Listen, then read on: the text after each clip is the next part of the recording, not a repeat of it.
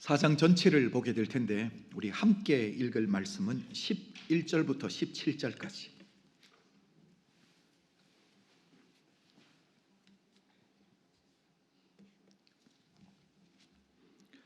룻기 4장 11절부터 17절, 제가 가지고 있는 구약 성경 407페이지, 여러분 비슷한 곳에 있을 것 같습니다. 저랑 한 절씩 교독합니다. 11절. 성문에 있는 모든 백성과 장로들이 이르되 우리가 증인이 되나니 여호와께서 내 집에 들어가는 여인으로 이스라엘의 집을 세운 라헬과 레아 두 사람과 같게 하시고 네가 에브라스에서 유력하고 베들레헴에서 유명하게 하시기를 원하며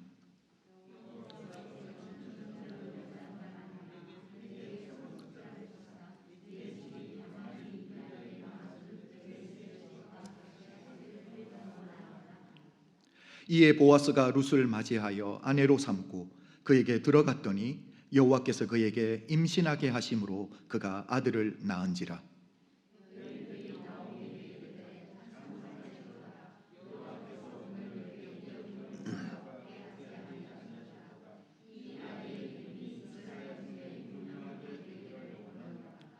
이는 내 생명의 회복자이며 내 노년의 봉양자라.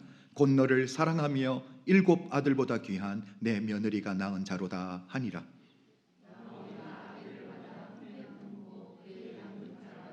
다 함께. 그의 이웃 여인들이 그에게 이름을 지어주되 나오미에게 아들이 태어났다 하여 그의 이름을 오벳이라 하였는데 그는 다윗의 아버지인 이새의 아버지였더라. 아멘. 룻기 강의 9번째 설교, 전능자의 인내라는 제목으로 설교를 할 때 제가 성경의 구조에 대한 말씀을 드렸습니다.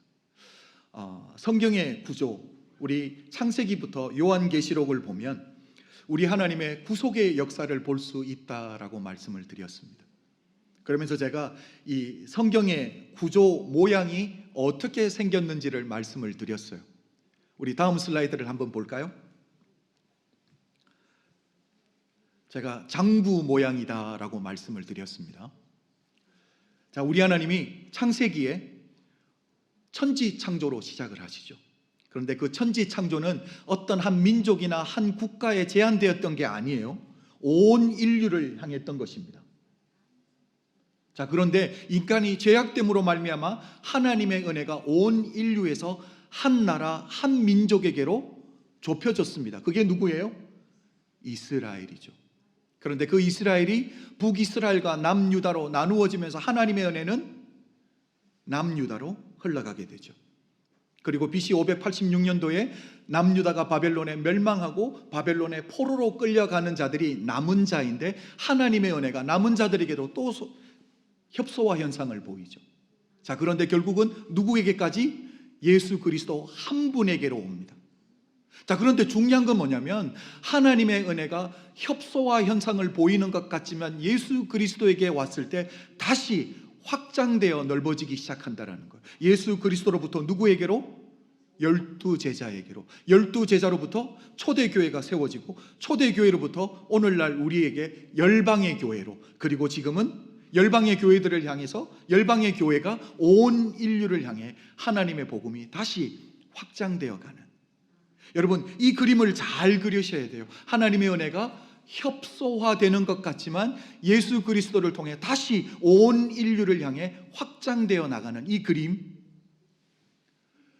그리고 성경을 보면 우리 하나님이 하나님의 언약 4가지가 나옵니다. 슬라이드를 먼저 보겠습니다. 하나님의 언약 4가지가 있는데 첫 번째는 노아의 언약이에요. 그리고 두 번째는 아브라함의 언약, 세 번째는 시내산 언약, 네 번째가 다윗의 언약입니다. 여러분, 첫 번째 이 노아의 언약을 보면 창세기 9장 이 홍수 사건 이후에요. 우리 하나님이 노아에게 약속을 주시는데, 언약을 주시는데 노아의 가족뿐만이 아니라 내가 더 이상 온 피조물을 물로 심판하지 아니하겠다. 그러니까 하나님의 언약은 사람에게 제한된 게 아니라 온 피조물이에요. 그런데 두 번째 언약을 보면 아브라함의 언약입니다. 창세기 12장 2절을 보면 우리 하나님이 아브라함을 복의 근원으로 삼으로 말미암아 온 민족이 복을 받게 하는, 결국 하나님의 언약의 약속이 좁혀지는 거예요. 온 피조물에서 사람에게로. 그런데 다음 언약은 뭡니까? 시내산 언약이에요. 출애굽기 17장을 보면, 19장을 보면 우리 하나님이 이스라엘 백성들을 향해서 너희가 하나님의 내 언약을 지키면 너희가 나의 영원한 거룩한 백성으로 세우겠다라는, 그러니까 하나님의 언약이 이제는 이스라엘 백성으로 좁혀졌습니다.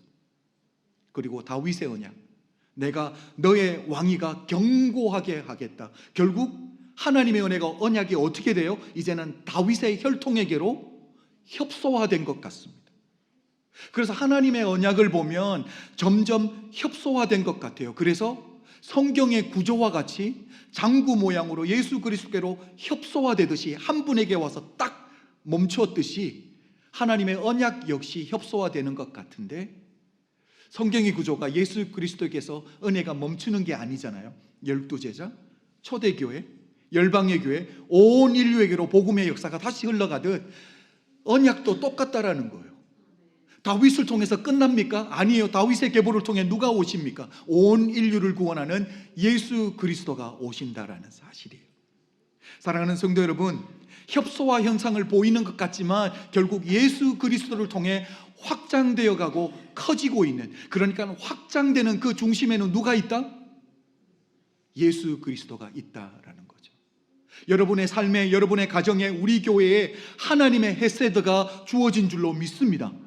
이 은혜가 확장되기 위해서는 우리 삶의 중심에, 우리 가정의 중심에, 우리 교회의 중심에 누가 있어야 된다고요? 예수 그리스도가 우뚝 세워져야 되는 줄로 믿습니다. 여러분, 룻기도 동일합니다. 하나님의 은혜가 한 사람 룻을 회복하세요. 회복된 룻을 통해서 다 기울어졌던 한 가정, 엘리멜렉의 가정이 세워집니다. 그런데 그것으로 끝나지 않아요. 여러분, 전능자의 수준은 한 사람을 회복하고 기울어졌던 한 가정을 회복하는 그 정도 수준으로 끝나는 게 아니에요. 텅 빈 것을 가득 채우는 수준으로 끝나지 않아요. 우리 하나님의 회복은 항상 사명으로 연결된다. 여러분, 이걸 잊으면 안 됩니다. 하나님의 회복하심은 항상 어디로 연결된다고요? 사명으로 연결된다라는 거죠.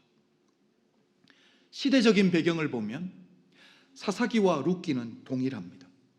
그래서 이 두 책은 하나의 세트로 볼 수 있어야 돼요. 사사기는 이 사사시대에 있었던 모든 문제의 원인이 무엇인지 지적하고 끝나요. 우리 사사기 마지막 21장 25절을 볼게요. 다 한번 읽어봅니다. 시작.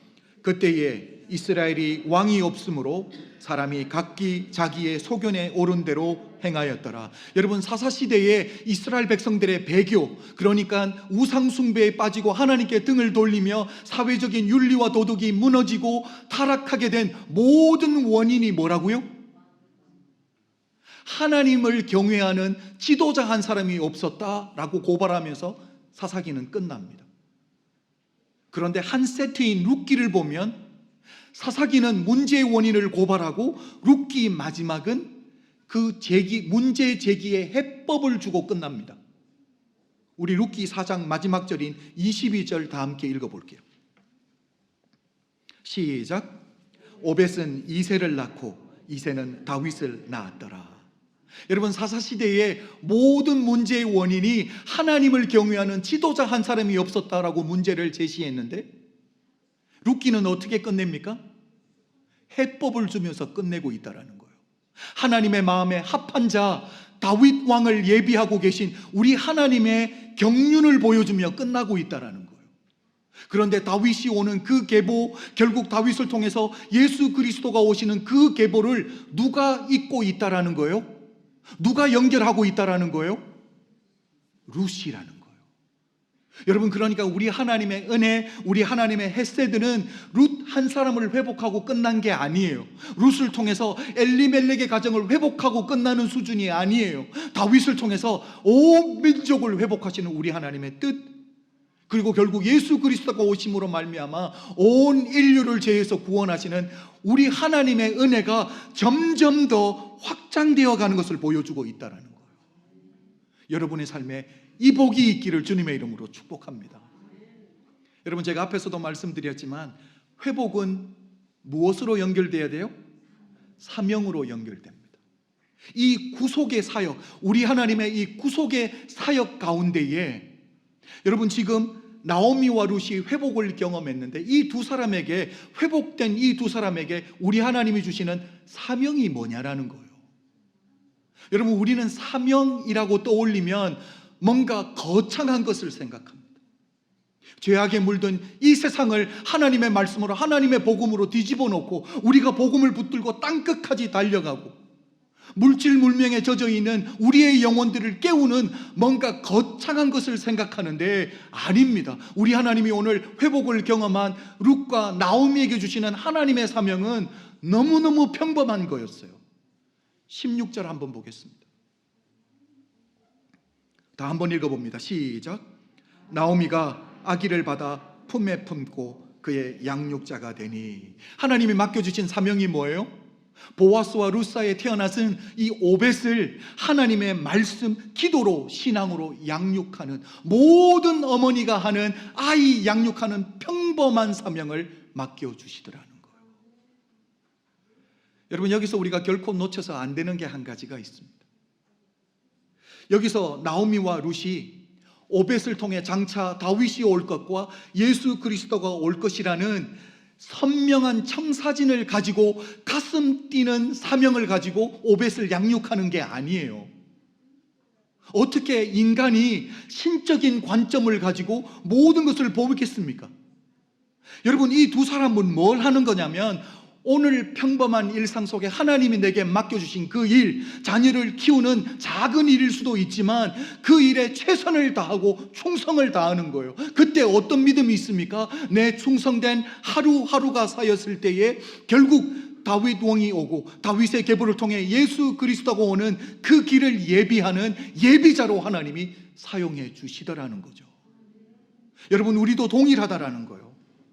저와 여러분도 오늘 이 평범한 일상 속에 하나님이 내게 맡겨주신 것 그렇게 큰 게 아닐 수 있습니다.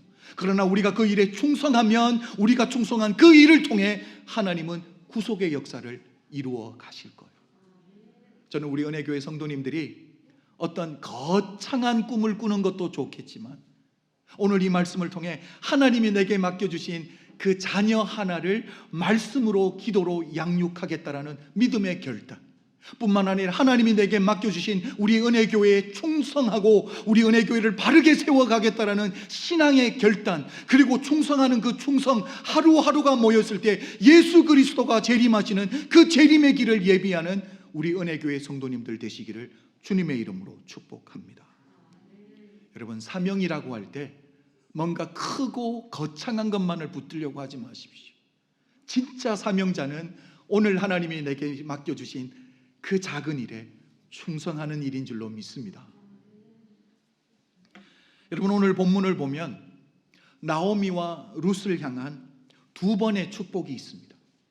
첫 번째 축복은 지금 성문에 증인으로 모여있는 10명의 장로님들이 기업 물을 자의 우선권을 가지고 있었던 아무개 기억하시죠? 이름은 기록되지 않았어요. 아무개로 소개합니다. 그 아무개가 내가 이 책임을 다하지 아니하겠다라고 포기함으로 말미암아 보아스에게 법적 권한이 주어졌을 때 증인으로 있던 10명의 장로님들이 복을 빌어주는 게 첫 번째 복이에요. 두 번째 복은 뭐냐면 보아스와 룻 사이에서 오벳이라는 아들이 태어나는데 이걸 보면서 베들레헴 커뮤니티의 여인들이 빌어주는 복이 두 번째 복입니다. 저는 이 두 가지 복을 좀 보려고 하는데 첫 번째 장로님들의 축복을 보겠습니다. 11절입니다. 우리 11절 다 한번 읽어볼게요. 시작.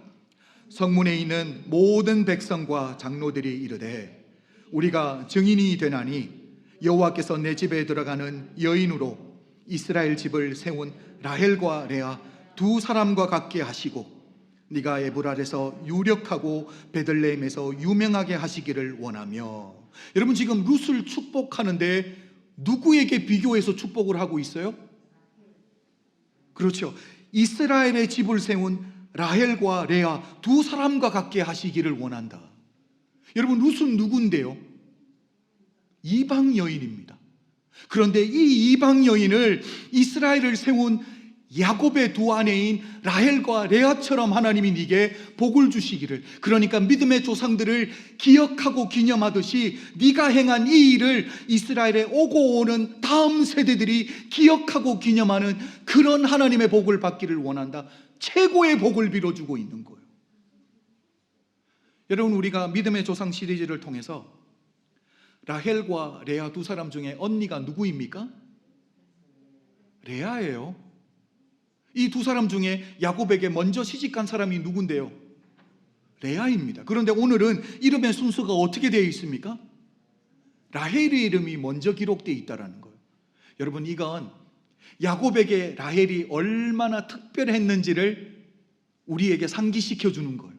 그러니까 룻에게 복을 빌어주는데 이 야곱에게 라헬이 특별했듯이, 야곱의 라헬을 특별하게 사랑했듯이 보아스에게 룻이 그런 사랑을 받기를 원한다라고 특별한 축복을 빌어주고 있는 거죠. 여러분, 특별히 이 베들레헴 사람들에게는 라헬이 특별합니다. 그 이유를 창세기 35장은 이렇게 설명합니다. 우리 창세기 35장 19절 한번 볼게요. 시작. 라헬이 죽음에 에브랏 곧 베들레헴 길에 장사되었고. 여러분, 라헬이 어디에 묻혔어요? 어디에 장사되었어요?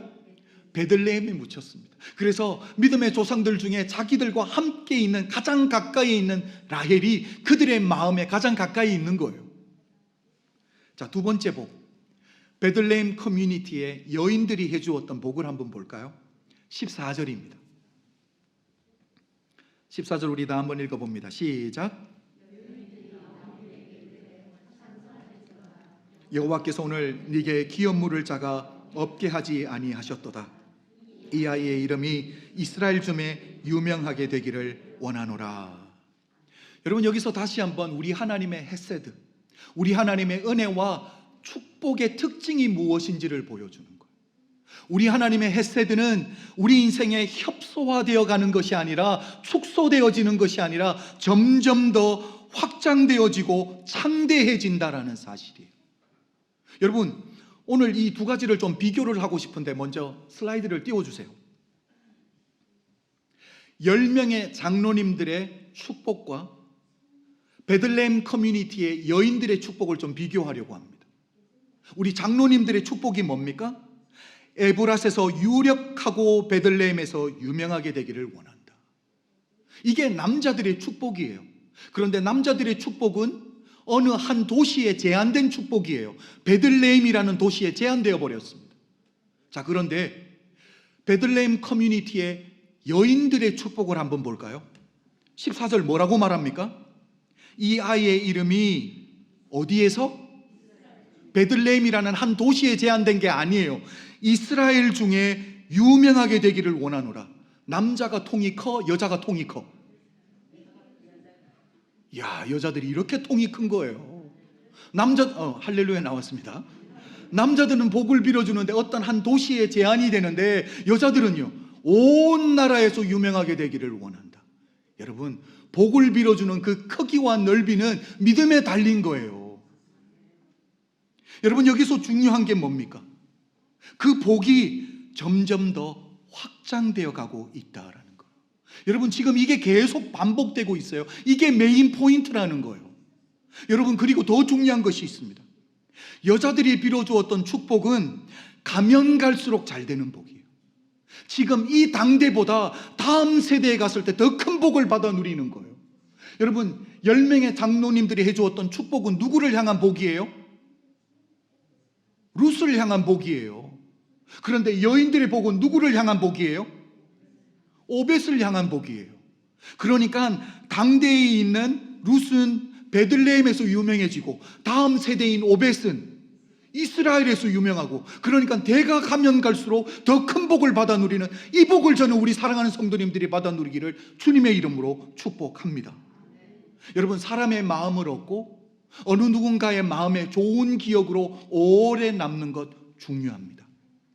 그런데 이게 그냥 되는 건 아니다라는 거죠. 내가 먼저 다가가야 되고, 내가 희생해야 되고, 내가 양보해야 되고, 내가 내 뜻과 내 생각을 포기할 때에 사람들의 기억에 오랫동안 좋은 기억으로 남습니다. 저는 우리 사랑하는 성도님들이 이런 믿음의 성숙한 분들이 되시길 주의 이름으로 축복합니다. 내가 먼저 희생하고, 내가 먼저 다가가고, 내가 먼저 낮아짐으로 말미암아 그리고 축복을 베풀 때에 여러분 통 크게 축복해 주세요. 그게 믿음의 분량이라는 사실이에요. 여인들의 축복이 계속 이어집니다. 우리 15절 봅니다. 15절 다 한번 읽어볼게요. 시작. 이는 내 생명의 회복자이며 내 노년의 봉양자라.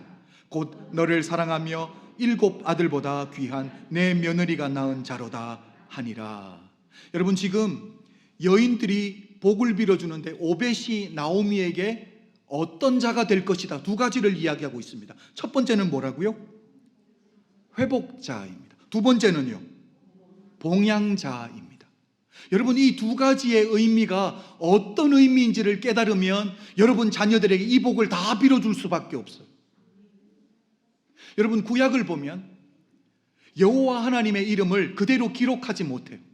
죄인된 우리가 감히 하나님의 이름을 어떻게, 그래서 뭐라고 표기를 하냐면 야훼라고 표기합니다. 여러분 이 야훼라고 할 때 야훼에는 2가지 의미가 포함되어 있어요. 첫 번째는 creator, 창조자라는 의미입니다. 두 번째는 sustainer, 우리의 삶을 지탱해 주시는 분이다라는 의미예요. 이 2가지를 기억하고 오늘 베들레헴 커뮤니티의 여인들이 오벳에게 빌어주는 그 복을 영어로 한번 보세요. 뭐라고 써 있어요? He will renew your life and sustain you in your old age. 2 단어가 뭐예요? 2 동사가 뭐예요? Renew, sustain. 이거 구약에서 누구에게 쓰는 단어인데요?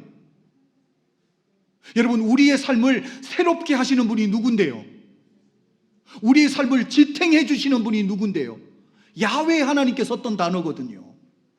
여러분 지금 이스라엘 이 베들레헴 공동체의 여인들이 오벳을 축복하는데 어떤 복을 빌어주냐라는 거예요. 세상에서 잘 되는 이런 복이 아니에요. 여호와 하나님의 성품을 담는 복을 빌어주고 있다는 거예요. 여러분 이것보다 중요한 복이 어디 있습니까? 이 아들이 미래의 너의 봉양자가 되고 너의 미래를 책임져주는 이 정도가 아니에요. 하나님의 성품을 닮은 자로 세워지기를 원한다라고 축복하는 거. 여러분 우리 자녀들에게 이렇게 축복해 주십시오. 이게 어떤 의미인지를 알고 축복해 주십시오. 하나님의 성품을 닮은 자로 축복해 주시기를 원합니다. 저는 이번 주 12번째 이 룻기 설교를 준비하고 마무리를 하면서 정말 부럽고 닮고 싶은 게 한 가지가 있습니다. 그게 뭐냐면 베들레헴 커뮤니티의 건강한 모습이에요. 여러분 룻은 이방 여인입니다. 뿐만 아니라 이스라엘 백성들이 가장 경멸히 여기는 모압 여인이에요. 그런데 베들레헴 커뮤니티가 뭘 하고 있습니까? 그들의 한 일원으로 완전히 용납하고 품어주는 수준이 아니라 복을 빌어주는데 최고의 복을 빌어주는 거예요. 자기의 조상들과 동일한 복을 빌어주고 있는 거예요. 여러분 우리 인간이 얼마나 죄성이 많습니까? 여러분 우리는 다 거기서 거기에요. 내가 남들보다 좀 나은 것 같지만, 내가 인격적으로 조금 나은 것 같지만 우리 인간은 거기서 거기다라는 거예요. 셈이 얼마나 많습니까? 비교하기를 얼마나 좋아합니까? 남의 잘됨을 곧이곧대로 듣지 못합니다. 비비 꼬아서 들어요. 그리고 비비 꼬아서 소문을 퍼뜨립니다. 왜곡합니다. 뒤에서 가십하기를 좋아합니다.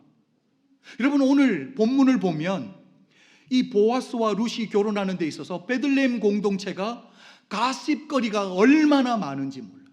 이야기거리 될 만한 게 얼마나 많은지 몰라요. 야, 젊은 룻이 나이 많고 돈 많은 보아스에게 먼저 꼬리쳤다며? 여러분 이거 이슈거리가 되잖아요. 이야기거리가 충분히 되거든요. 그런데 베들레헴 공동체는 뭘 합니까? 부정적인 것은 침묵. 아예 이야기를 안 해요. 부정적인 것은 침묵하고 긍정적인 것은 크게 보고 축복은 마음껏 베풀고 있는데, 여러분, 저는 이걸 보면서 이야기거리 될 만한 게 없어서가 아니에요. 화제거리가 없어서가 아니에요. 가십거리 될 만한 게 없어서가 아니에요. 왜 이럴까 질문을 하다가 하나님이 제게 깨달음을 주셨는데, 관점 하나만 바꾸면 돼요. 내 가족이면, 가족끼리는 좀 연약한 거 덮어주기 쉽잖아요. 안 좋은 소문 날까봐 서로서로 덮어줍니다. 베들레헴 공동체는 이게 내 일인 거예요. 내 가정 일인 거예요. 여러분, 마태복음 20장을 보면 포도원 주인이 해가 뜨는 새벽 6시에 일찍 나가서 사람들을 데리고 와서 일꾼들을 씁니다. 그때 약속을 해요. 하루의 품삯을 한 데나리온 주겠다라고. 그리고 시간이 한 3시간 지나서 오전 9시, 또 3시간이 지나서 정오, 그리고 또 3시간이 지나서 오후 3시, 2시간이 더 지나서 해가 지기 전 1시간 전인 5시에 나가서 또 일꾼들을 데리고 나와요. 그리고 6시가 되어서 일이 다 마치고 품삯을 주는데, 가장 늦게 데리고 온, 그러니까 1시간 일한 사람에게 한 데나리온을 주는 거예요. 그러니까 오전 6시에 온 사람은 12시간을 일했으니까, 야, 내기는 더 많이 주시겠구나 라는 기대를 가졌는데, 약속한 대로 한 데나리온 딱 주거든요. 그랬을 때에 한 데나리온 받은 사람들이 뭐 했다고요? 원망했다라고 성경은 말합니다. 여러분, 원망을 왜 합니까? 남 잘 되는 걸 보니까 원망하는 거예요. 그런데 관점만 조금 바꾸면요, 5시에 와서 1시간 일하고도 나와 똑같이 한 데나리온 받은 사람이 내 아들이면 원망이 될까요? 감사가 될까요?